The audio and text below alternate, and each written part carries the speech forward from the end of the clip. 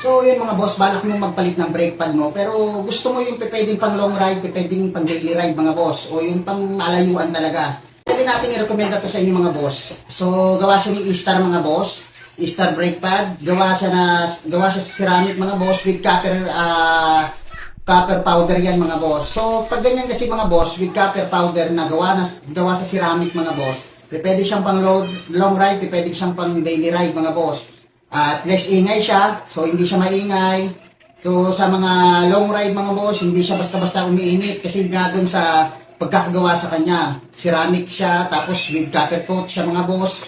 So less na alikabok din yung maipoproduce na dun sa ating mga braking system na pwedeng magpahina ng ating braking power mga boss. So, ibig sabihin, high performance talaga itong ating brake pad na to mga boss. Talagang quality product yung pagkakagawa ni E-Star dyan mga boss kasi na gawa sa ceramic at meron siyang copper powder mga boss na nagpapatibay dun sa kanyang braking system o yung ating brake pad mga boss. So, kung gusto niyo rin ng ganitong klaseng brake pad mga boss na pwedeng pang matagalan, hindi kakain ng ating rotor disc mga boss.